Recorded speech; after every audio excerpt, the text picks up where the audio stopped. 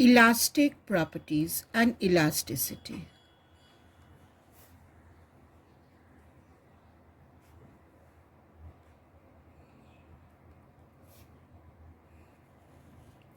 Now, all bodies are deformed by suitable applied forces, and the bodies regain their original shape and size, at least partially. Elasticity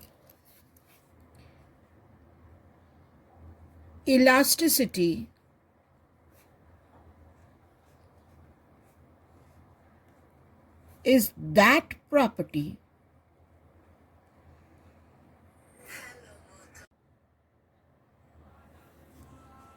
of a material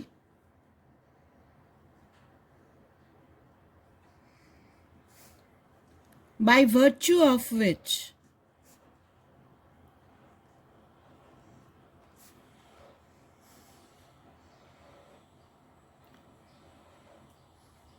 it tries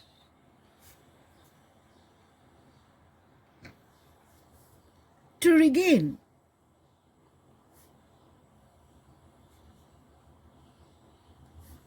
its original shape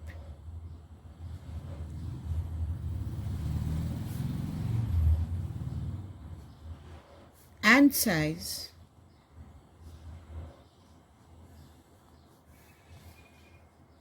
when deforming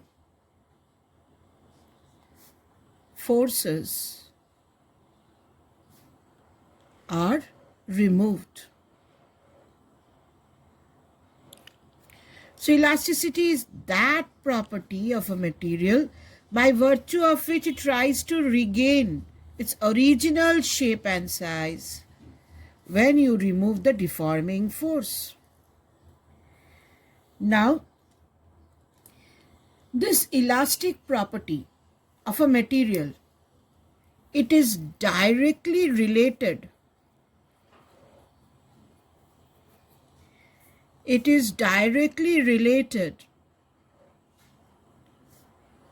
to the internal forces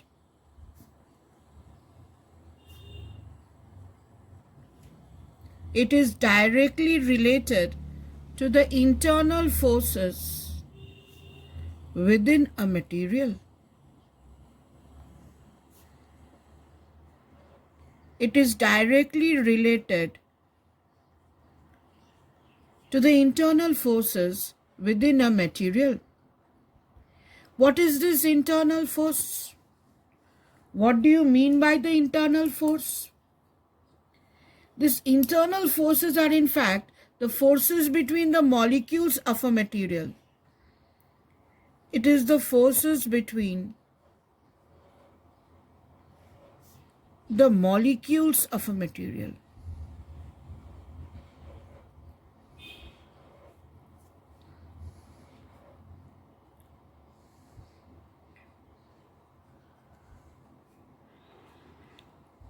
So first we have to understand this internal forces between the molecules. Now if we draw a graph of force along the y-axis, internal force along the y-axis, this is my force F, and interatomic distance along the x-axis.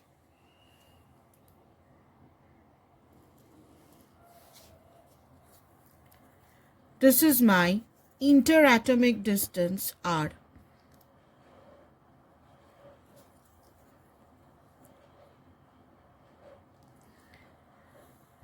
Then the graph between force and the interatomic distance comes out like this.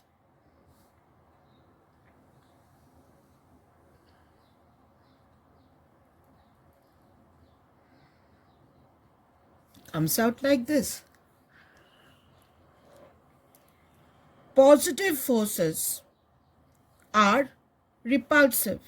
So this force, the top force, is repulsive. repulsive force is positive and negative forces is attractive.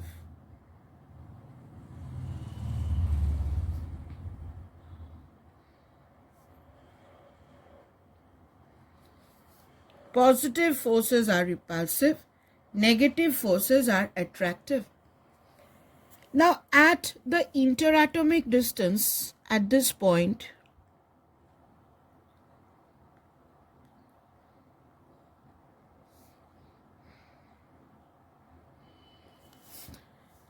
this distance, this is R naught. R naught is the equilibrium separation distance. And at this point, if you consider at a very far off distance,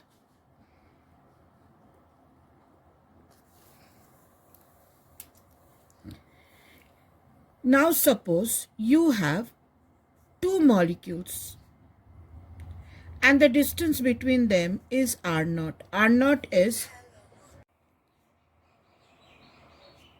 equilibrium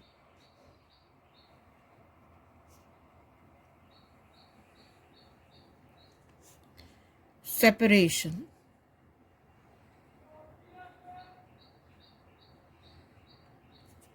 corresponding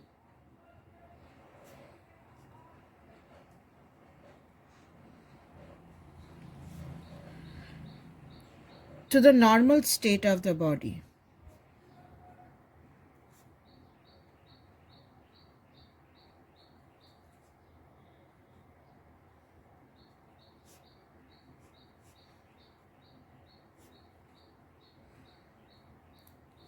At this point, the resultant force is zero. So when in equilibrium separation distance, at this point, the resultant force is zero. Now, when the molecules are brought closer, R is less than R naught, what happens? The molecules repel each other and they try to go back to this equilibrium separation distance where the resultant force is zero. So if R is less than R naught, in this point, R less than R naught, here what do we have?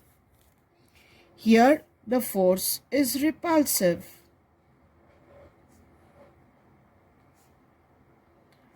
What do you mean by repulsive force?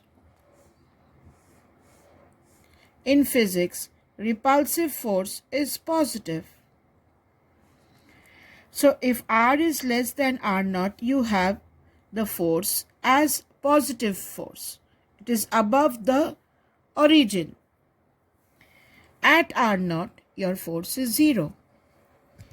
Now, if you take the molecules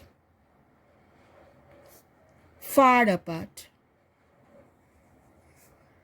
here the separation R is greater than R naught. Now the molecules will try to come back to its original position. R naught is the safest position for the molecules. So they will try to come back over here. So what happens now? There will be an attractive force acting. So here the force will be attractive. And here the force will be repulsive.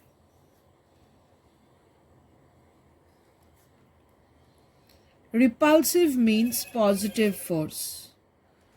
Repulsive means positive. Attractive means negative. So if R is greater than R naught, here R is greater than R naught, but not very large. R greater than R naught, but the distance between the molecules is not very large, but the distance between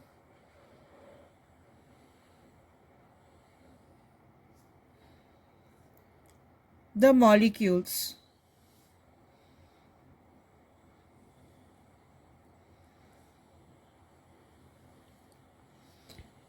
is not very large.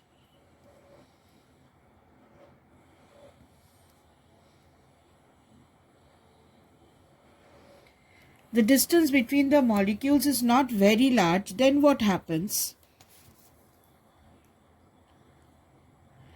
The force tries to bring the molecules back to R naught.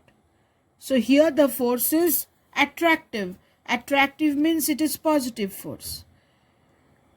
But when you take the molecules very, very far apart, when the molecules go very, very far, what happens? The force between them becomes negligible. They almost do not influence each other. When the molecules go very far apart, in this case, attraction becomes negligible. If R is very large, then attraction becomes negligible.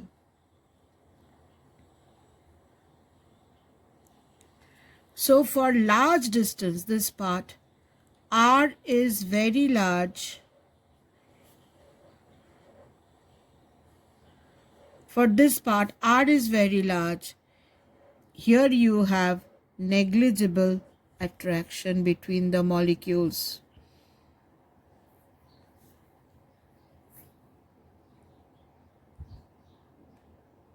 So, if you plot a graph of interatomic force, this F is the interatomic force. Interatomic force. And what is R? R is the interatomic distance.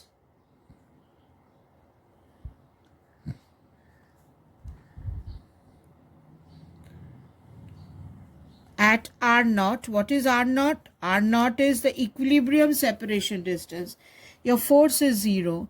Less than R naught, force is repulsive. More than R naught, force is attractive. And when R is very large, when the molecules are taken away very, very far distance, the force between the molecules become negligible. Now, these internal forces is the cause of elasticity. Now, when the material is in solid form, now you can have three cases.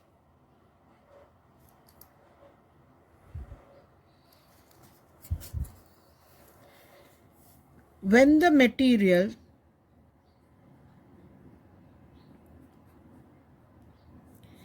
is in solid form,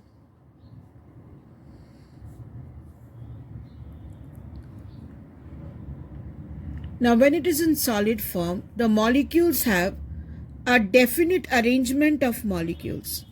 They have a definite arrangement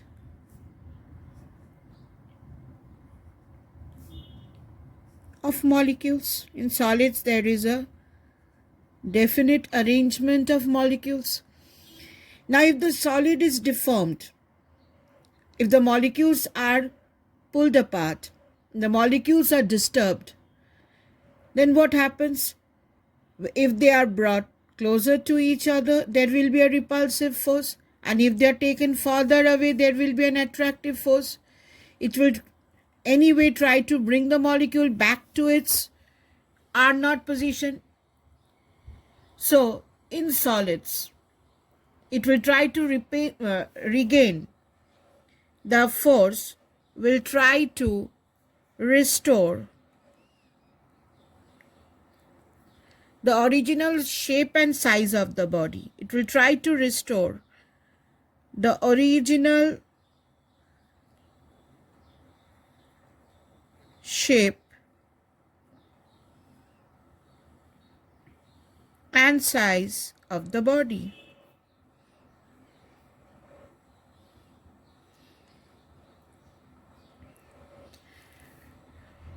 Now in liquids, what happens? If the substance is in liquid form, in liquid, there is no definite arrangement of molecules.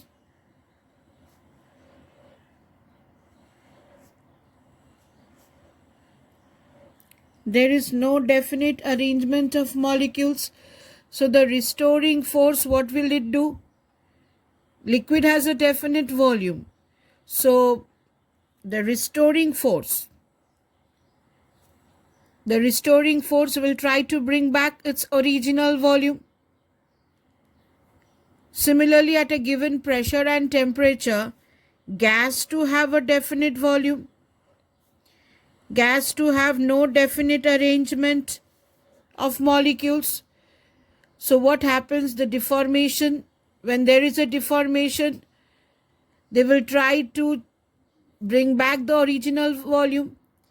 In case of solids, it will try to restore the shape. Shape means length, volume, shape, everything.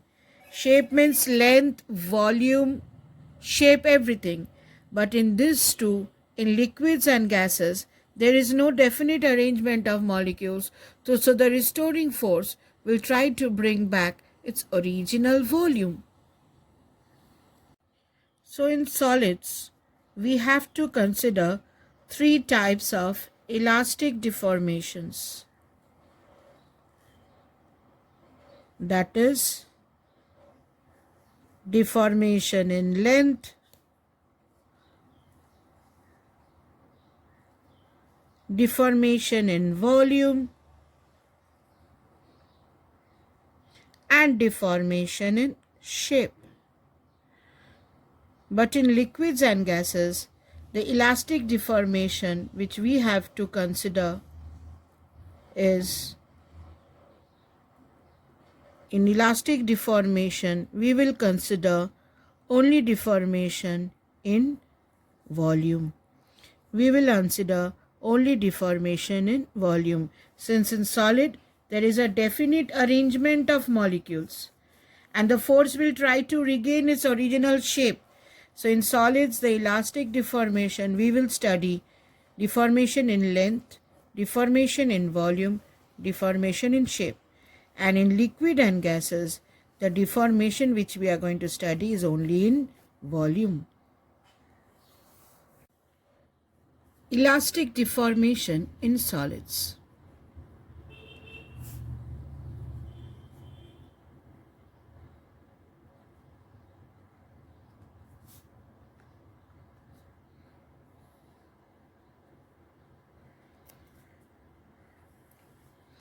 Now, as we said, in solids, we are going to study deformation in length, volume, and shape.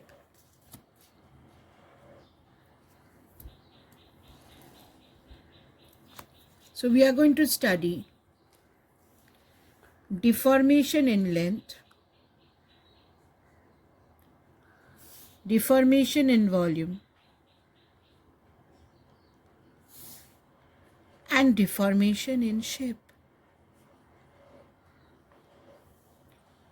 Now consider a wire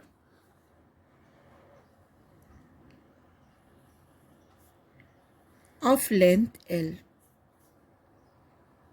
This is my initial length.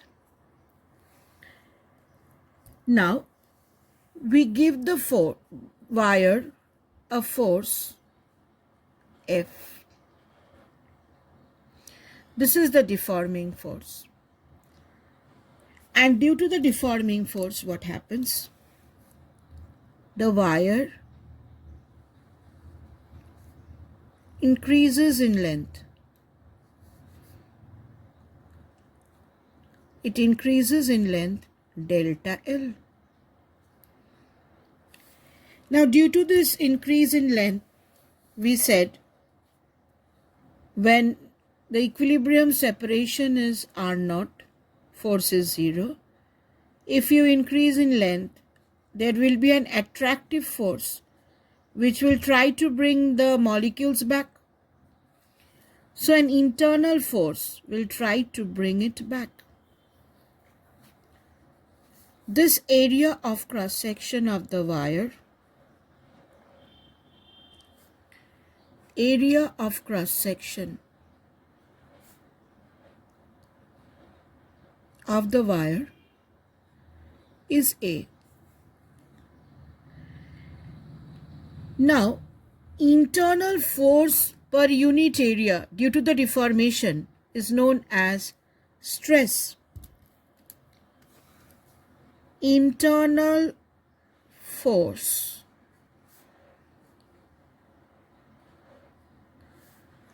per unit area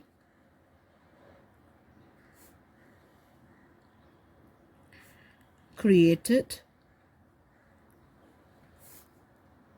due to deformation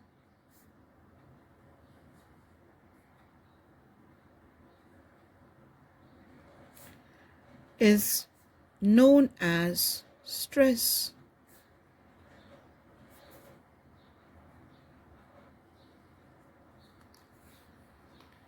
So what is my internal force F?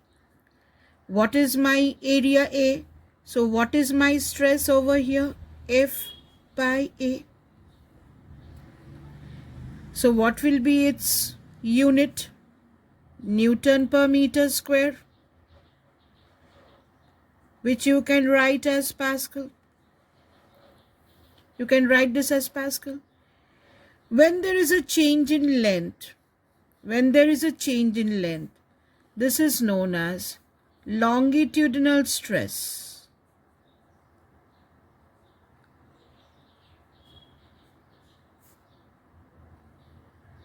Or another word, you can call it tensile stress. When there is a change in length, the stress is known as longitudinal stress or tensile stress. For length, we give it the name longitudinal or tensile. Again, fractional change in dimension is called strain. Fractional change in the dimension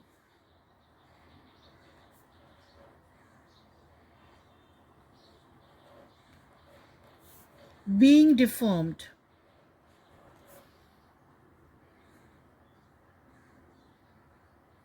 is known as strain. Here, what is the fractional change? Change by original length. Here it is delta L by L. This is known as strain. In case of length, we call it longitudinal strain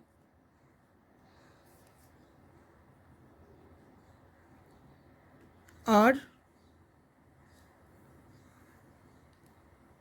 tensile strain. This has no unit. This has no unit. Now, whenever there is a change in length delta L by original length, we call it longitudinal strain.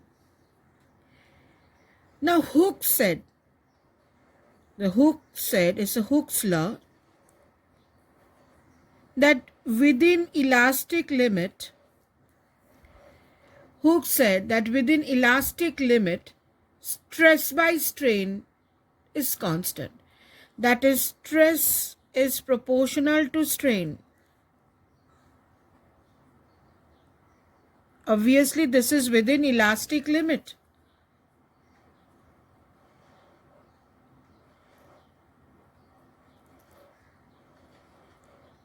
This is within elastic limit. So from here, what can we say? We can say stress by strain is constant. And this constants will be known as modulus of elasticity. This constants will be known as modulus of elasticity.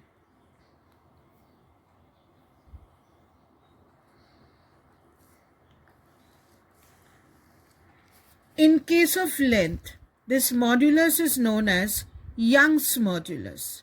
So here, longitudinal stress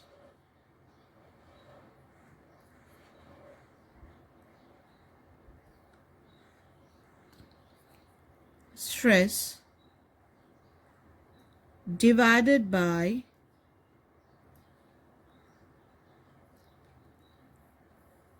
longitudinal strain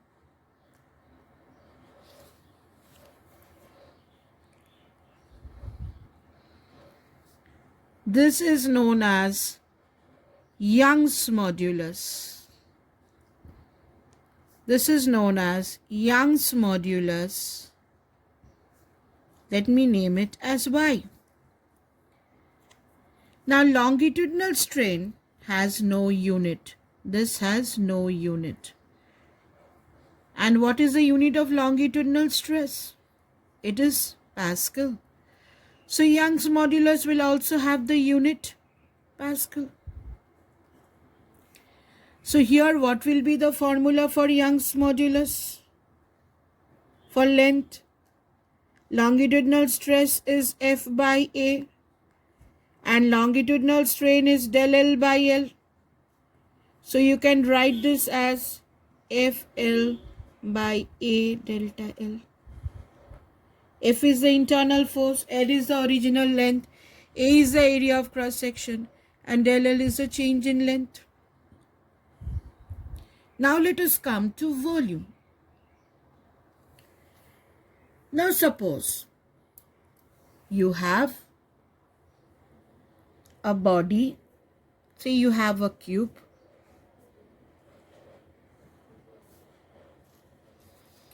This is a cube.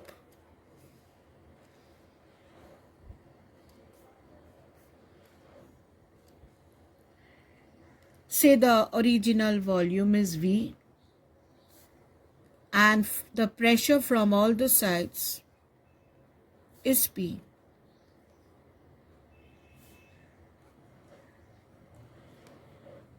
Now you increase the pressure from all the sides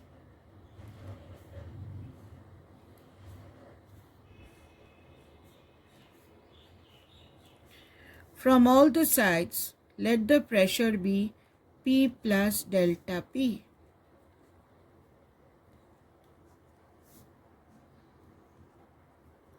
So there will be a decrease in the volume.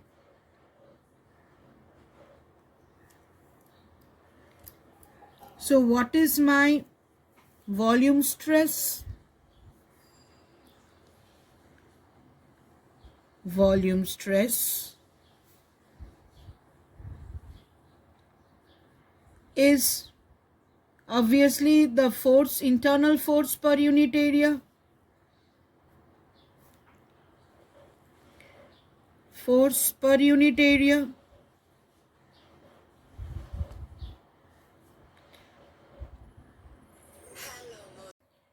This is the additional pressure del P. Now what is volume strain?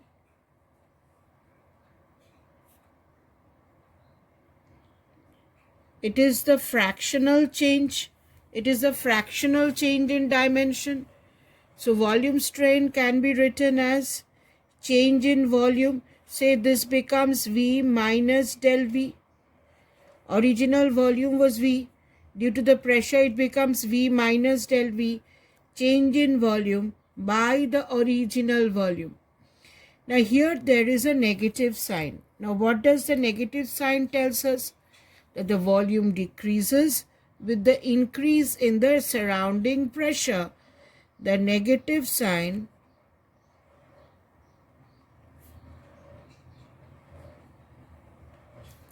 shows that volume decreases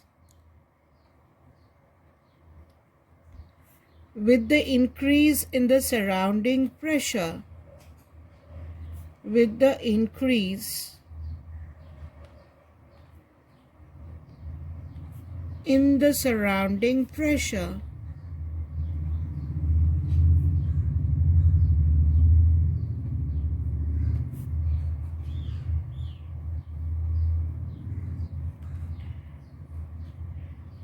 Now within elastic limit, stress by strain is constant.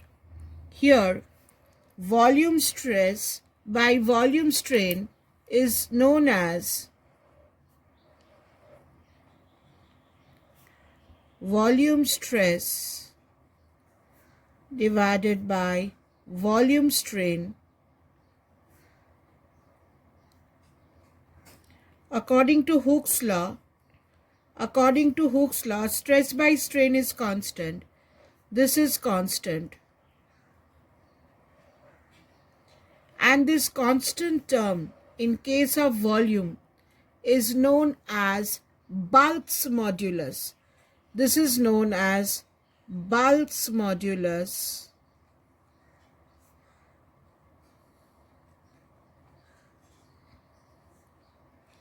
K. So what is K? K is volume stress, which is del P, by volume strain, which is del V by V. Many a times here you have a negative sign, which tells us that the negative sign tells us that volume decreases with the increase in surrounding pressure. Now at times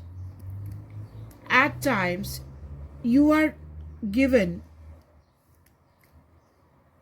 compressibility. What is compressibility? Compressibility is nothing but 1 by Bulk's modulus. Compressibility is nothing but 1 by Bulk's modulus. So at times you are asked what is compressibility. It is a reciprocal of Bulk's modulus. Since del V by V has no unit, this one has no unit. Since numerator and the denominator have the same unit, and this have the unit of Pascal, therefore Bulk's modulus will also have the unit of Pascal. Next we come to shape. In shape, here we come across a term called modulus of rigidity. Modulus of rigidity, which is denoted by eta. It is denoted by eta. Now what is it? Say we have a cube.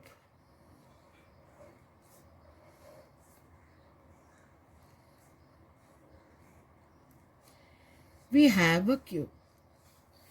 Now the cube is given a tangential force. The cube is given a tangential force. After that, this cube comes out to this position.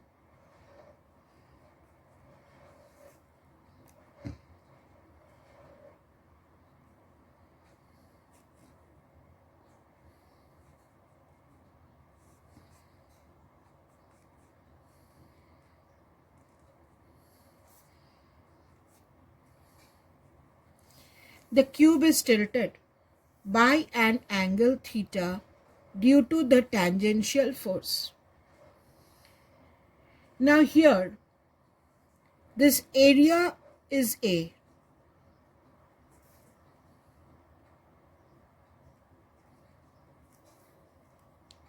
Shear stress is the tangential force per unit area. This angle theta is known as shear strain. It is theta. It is almost equal to tan theta. Now what is tan theta? If this is A and this is A dash, and if this is D, tan theta is perpendicular by base.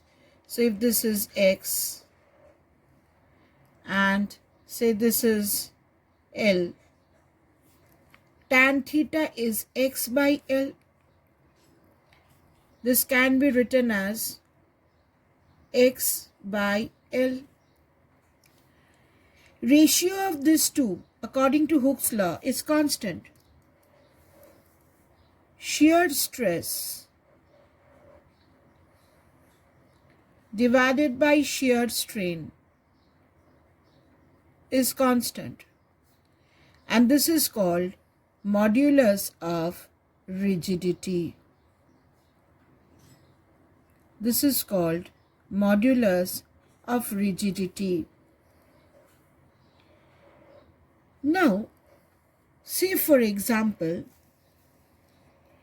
you have a cylinder.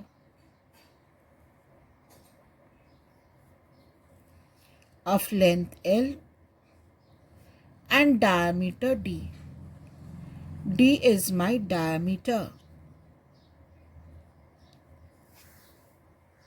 Now, if the cylinder is pulled forward with a force, automatically what will happen? The diameter will decrease. This is say del L. And the new diameter will be D minus del D.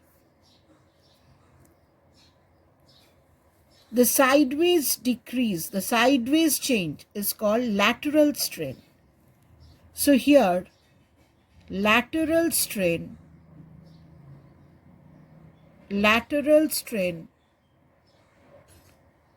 is change in diameter by original diameter. What is longitudinal strain? Longitudinal strain is change in length by original length. Now, ratio of these two, lateral strain divided by longitudinal strain,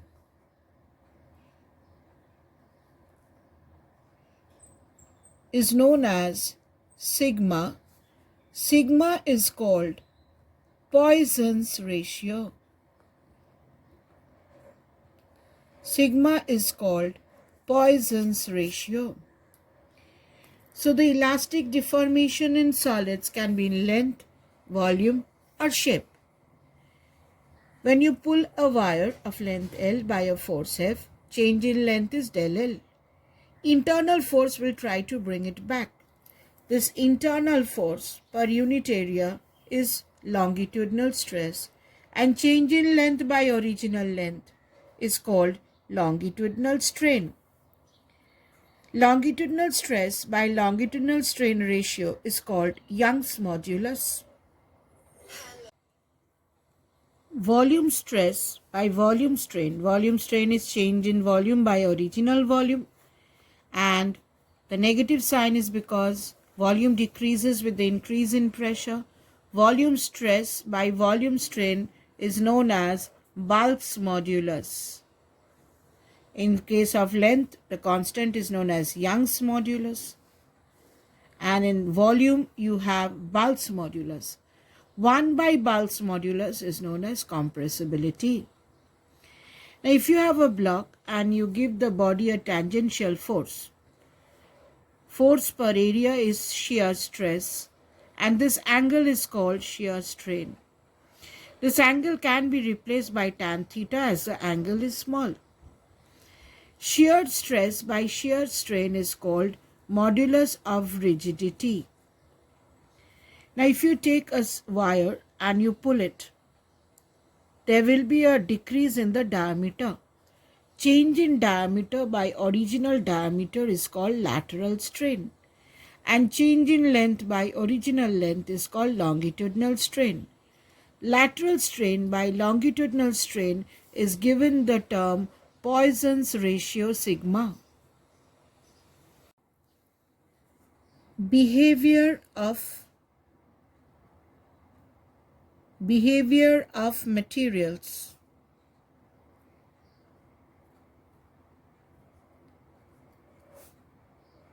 In terms of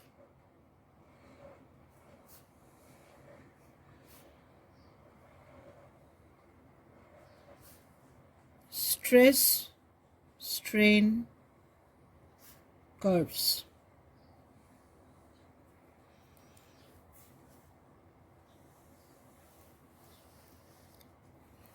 Now let us plot a graph of stress versus strain graph.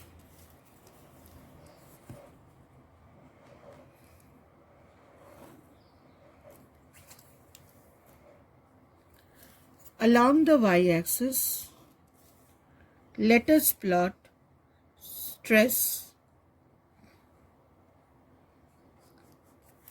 and along the x-axis,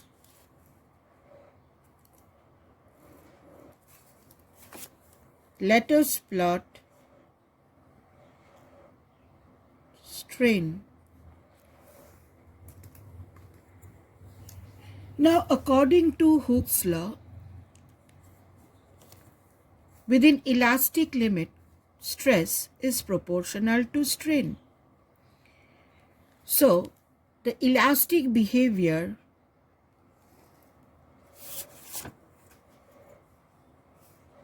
OA, this part shows elastic nature.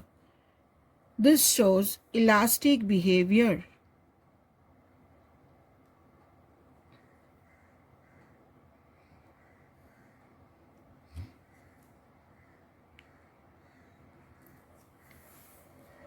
The portion OA,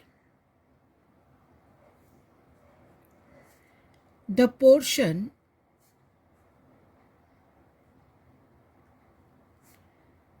OA is a straight line.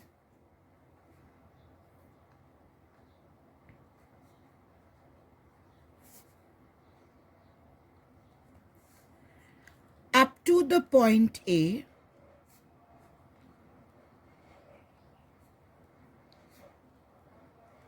Hooke's law is obeyed.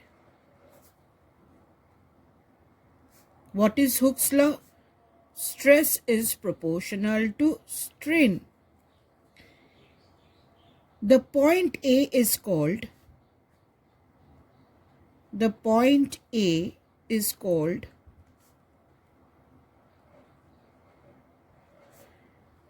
limit of proportionality.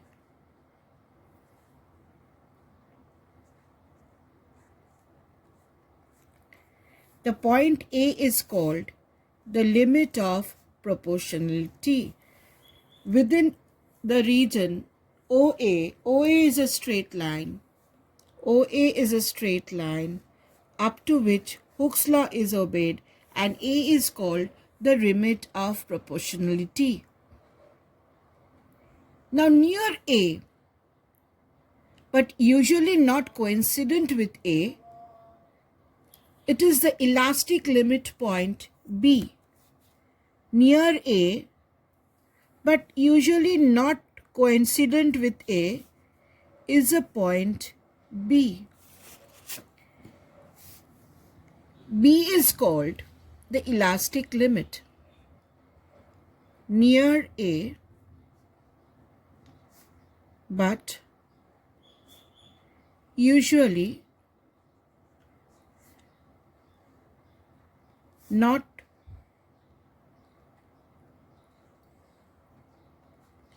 Coincident with it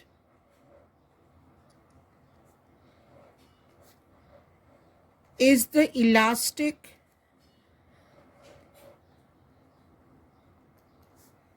limit point B. Now, what is this point B? If the specimen is strained beyond the point B, it will suffer permanent deformation. If the specimen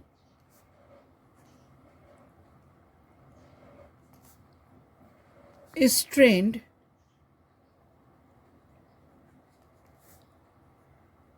beyond B, it will suffer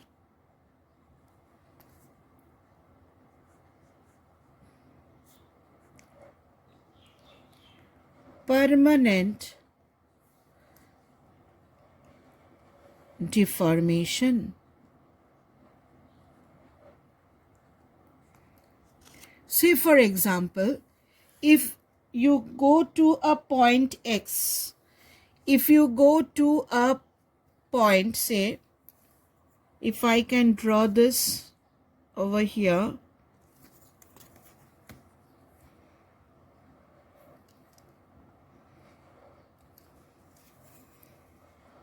in a small scale, this is stress and this is strain.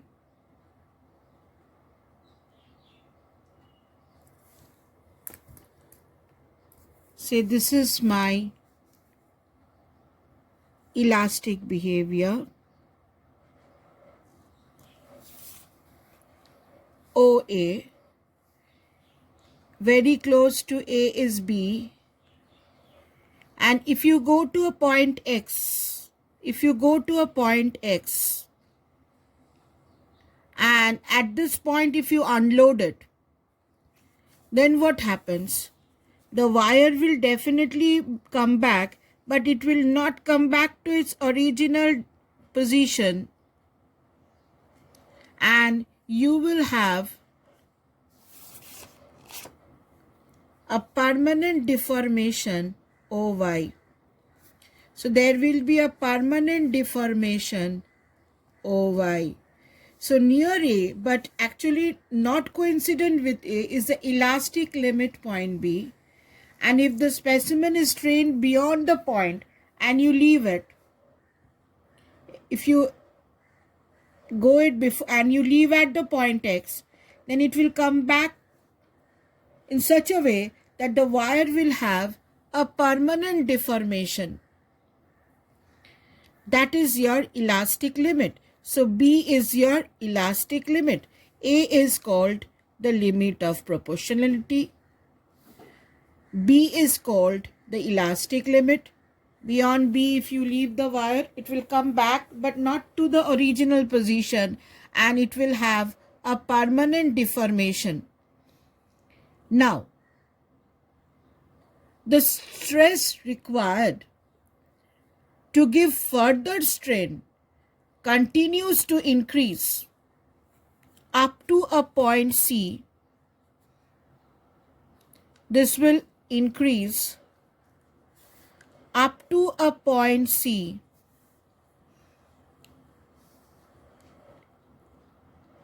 This was point number 1 to be noted, point number 2, point number 3.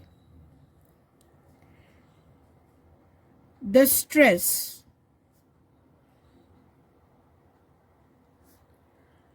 required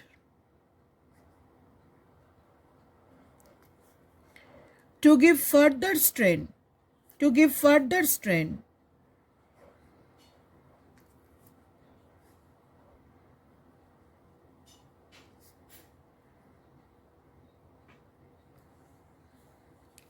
continues to increase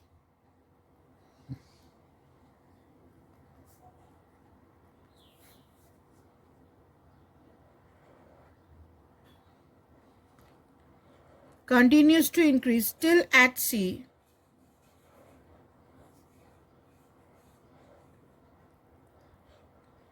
after which it suddenly falls.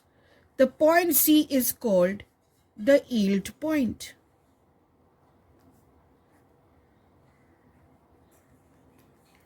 Beyond the yield point, the wire continues to increase in jerks, but with almost no increase in stress. Here, the strain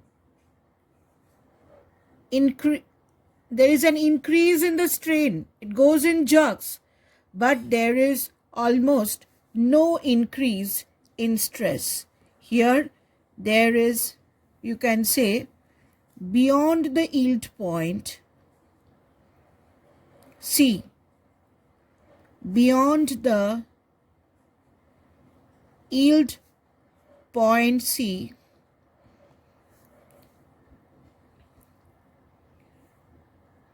the wire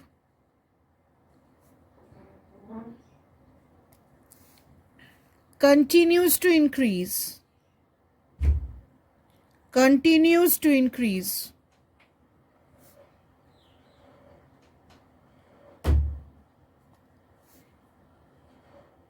in jerks,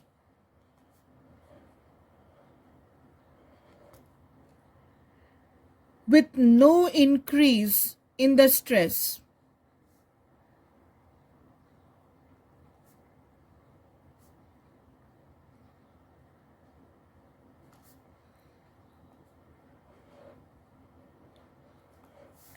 Here the stress have not increased till this yield behavior ends at the point D. This yield behavior ends at the point D.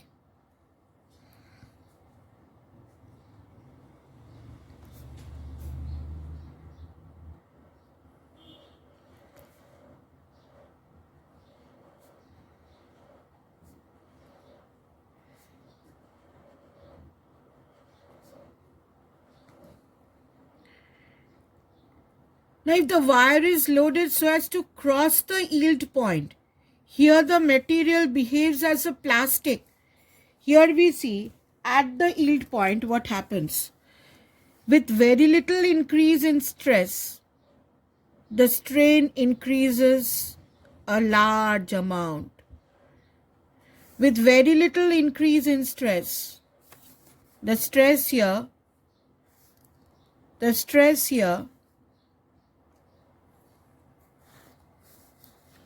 have increased very little.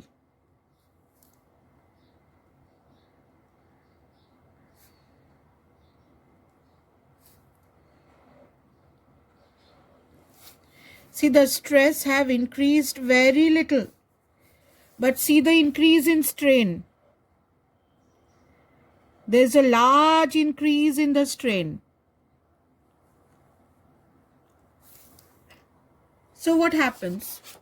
This is the plastic behavior. This is the plastic behavior.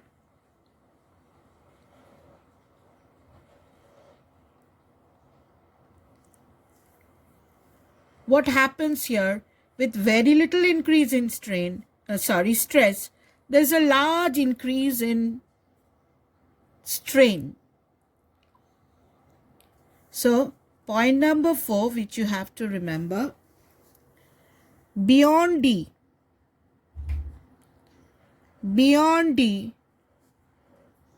stress strain curve, beyond D, stress strain curve changes, but not linearly. It is not linear. At E, at the point E,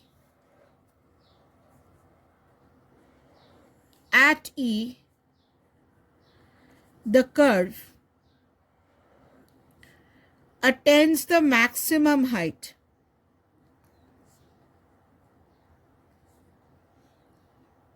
It attains the maximum height.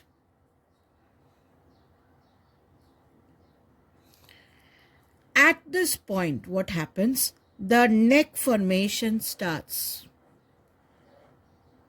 Now what happens? Say you are doing an experiment in the lab and you are going on increasing stress. At this point, you find that the wire has developed a neck and it will almost tear. Now, you get frightened that your teacher might scold you. What do? You suddenly try to unload. You did reduce the stress. You try to unload the wire. But no way, it can't be helped. Once the neck formation starts, what happens? The wire, you will find that although you are decreasing the stress, see the stress is decreasing, but the strain will increase. You have decreased the stress, you have unloaded the wire, but the wire goes on increasing and ultimately it breaks at the point F.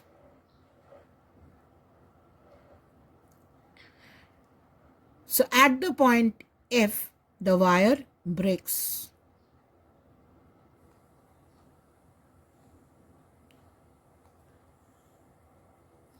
The stress corresponding to E is called breaking stress. And the breaking stress is not constant for a given material. So, point number 5, which you have to remember, is the stress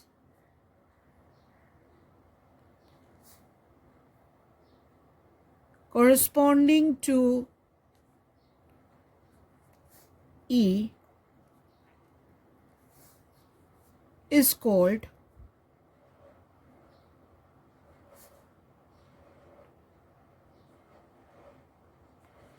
breaking stress, and this breaking stress is a constant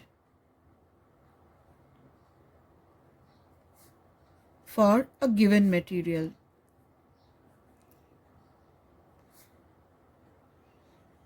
Means at the point E, even if you unload the wire, the wire will continue to increase and ultimately your wire will break. Now, certain points about the material which we have to learn from this graph. From this graph, you can learn certain points. Number 1 is elasticity.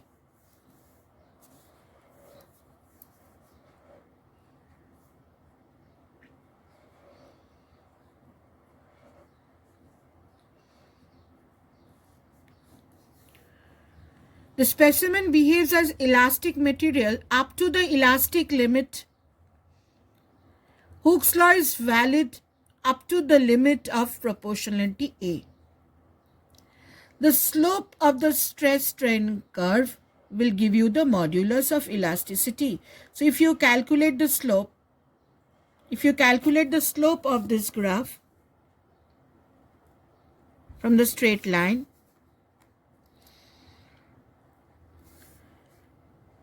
this is stress and this is strain.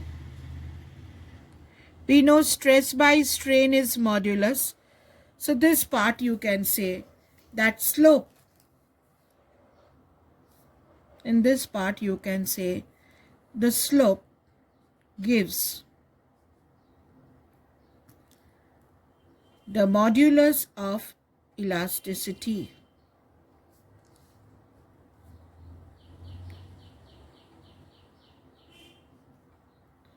So what you have to remember? The specimen behaves as elastic material. Number 1, the specimen behaves as elastic material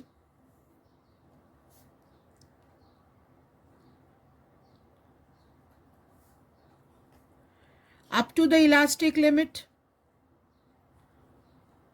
Up to the elastic limit B. Till B it behaves as elastic. Point number 2, remember, Hooke's law is valid. Hooke's law is valid. Up to the limit of proportionality A, up to A.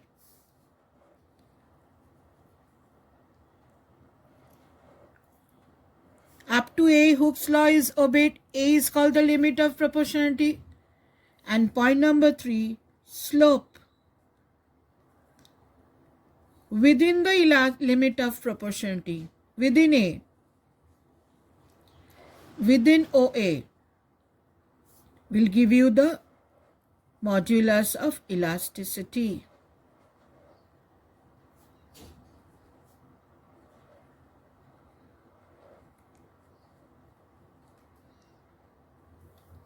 Now the region beyond the elastic limit, that is beyond B, is called the plastic region. So point number 2 which you have to know is about plasticity.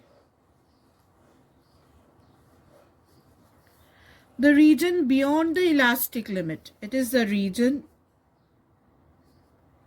beyond the elastic limit.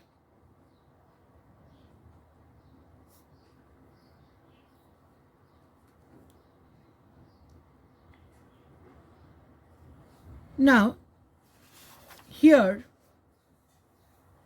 you can consider two things. You can consider ductility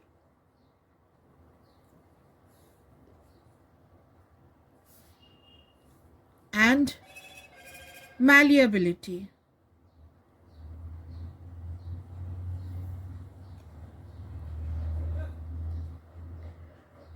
Now, a material is said to be ductile if it can be drawn into wires. Ductility is the property by which you can draw a material into wires. In terms of stress-strain curve, it shows the ductility behavior when they can be extended beyond the yield point. It is the property related to the elongation when the material becomes plastic. So, when you can extend, when you have a large plastic region, you can say, you can draw the wire into a long material it can be drawn into long wires. So you can say that the material is ductile. So a material is said to be ductile if it can be drawn into wires.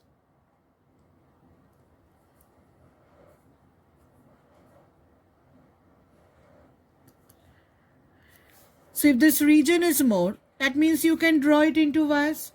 And what is malleability? Malleability is that a metal can be beaten out in the form of thin sheets.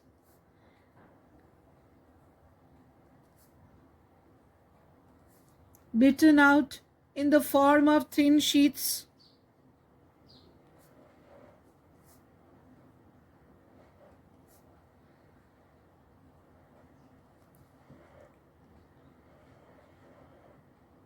Now,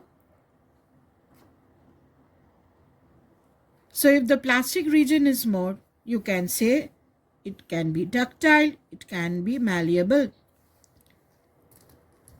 Now, point number 3, from the graph, you can understand whether your material is brittle or not. That means you can understand the brittleness.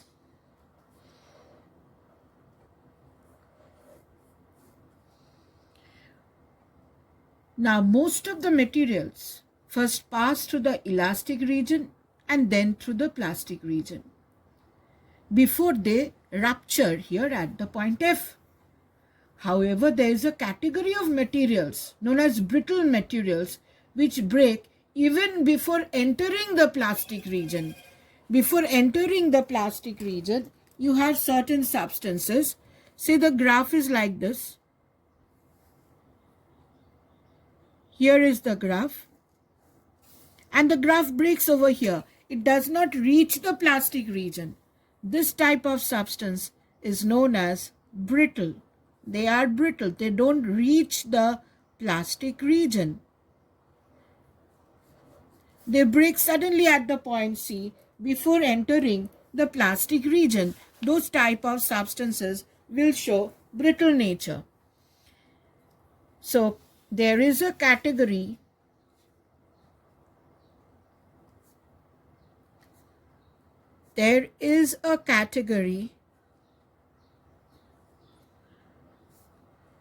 of materials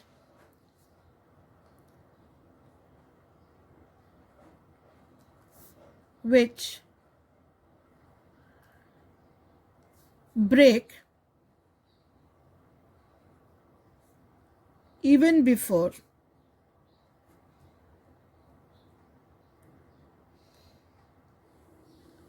they enter the plastic region, even before entering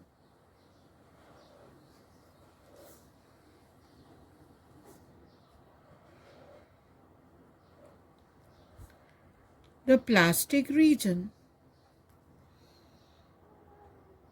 These type of substances are known as brittle. These are brittle. So from the beginning, if we look into the stress strain curve, point number 1 was OA. The portion OA is a straight line. Up to point A, Hooke's law is obeyed. Point A is called limit of proportionality. Point A is called limit of proportionality. Point number 2, near A but not coincident with A is the elastic limit point B. B is called the elastic limit point. So what is A called? A is called limit of proportionality.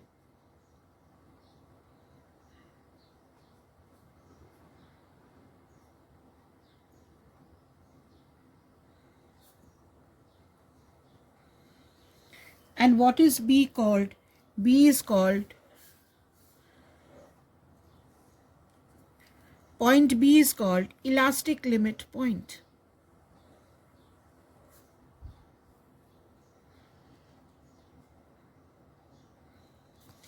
Now what is elastic limit point? That is, if you extend the wire beyond B, the wire will definitely come back but not along the same path. It will have a permanent deformation OY. That means if you have a wire of 1 meter and then you extend it say to 1.2 meter, and then if you leave it, it will not come back to 1, it will come back to say 1.1. So there will be a 0.1 deformation. This is just for an example. It will have a permanent deformation. Now, the stress required to give further strain continues till the point C. What is C called? C is called the yield point. C is called the yield point.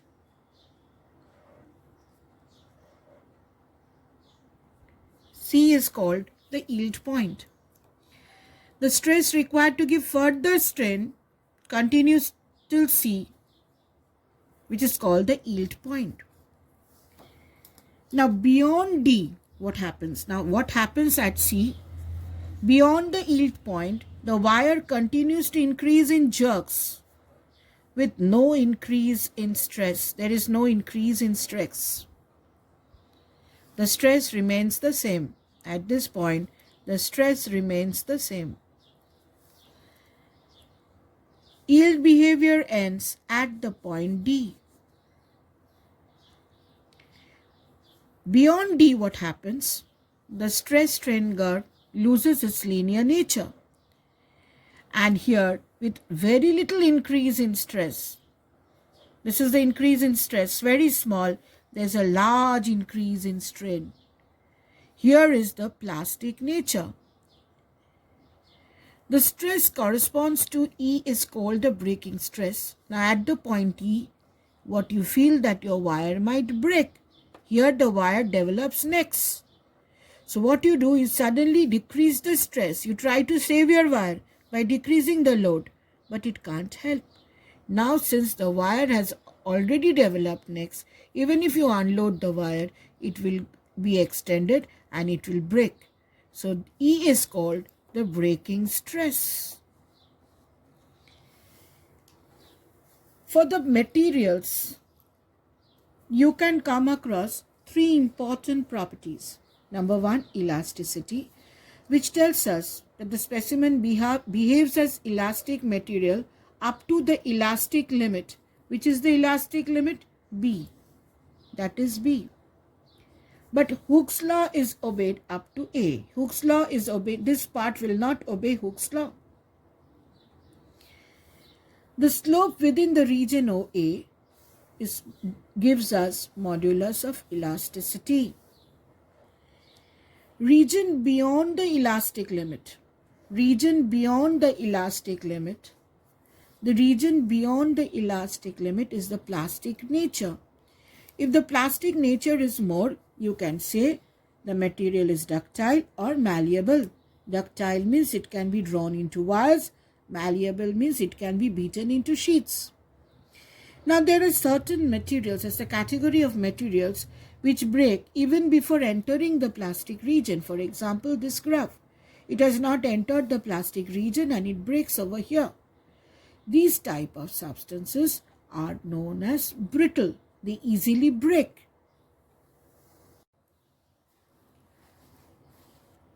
Thermal stress.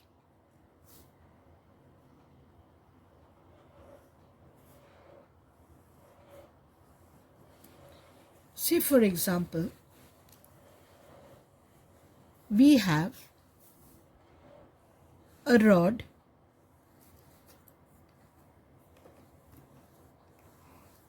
which is fixed between two walls.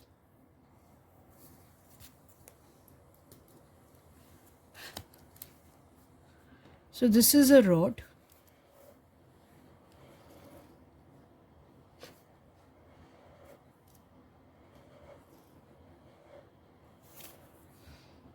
which is fixed between the two walls, and the initial length of the rod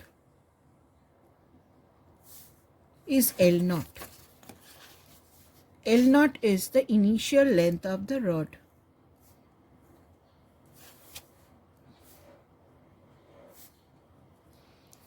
It is the initial length of the rod.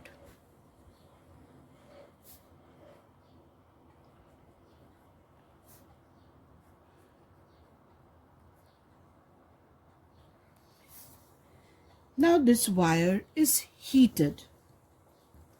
You heat the wire from beneath.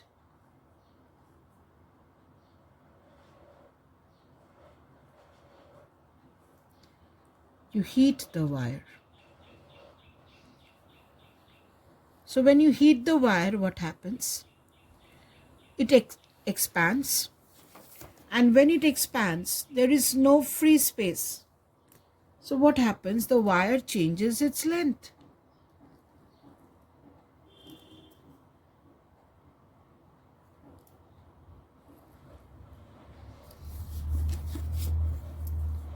When you heat the wire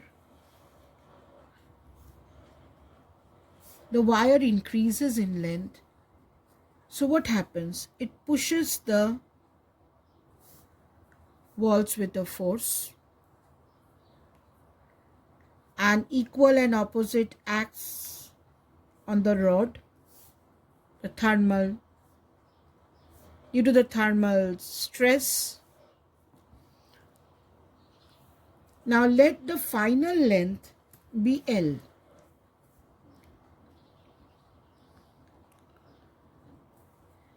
After expansion, let the final length be L. Now, what is your strain? Strain is change in length by original length. Now, what is your change in length? Now, when you heat, final length is L0 into 1 plus alpha delta theta. What is delta theta? Delta theta is the change in temperature.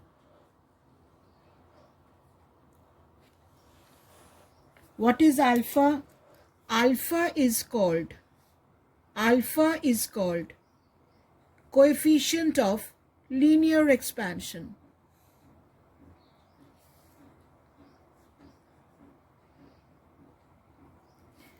Alpha is called coefficient of linear expansion.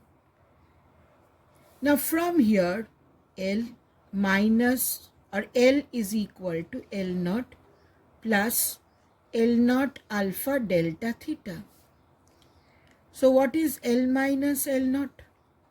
If you take L naught this side, this is equal to L naught alpha delta theta.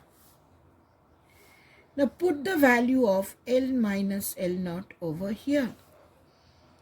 Strain becomes L naught alpha delta theta by L naught.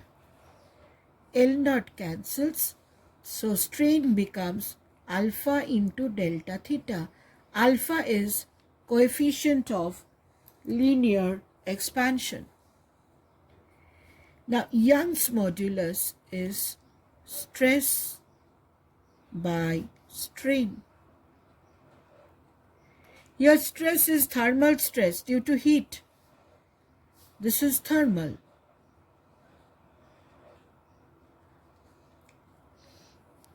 Therefore, thermal stress can be written as Young's modulus into strain. Now, what is strain? Strain is alpha delta theta. Therefore,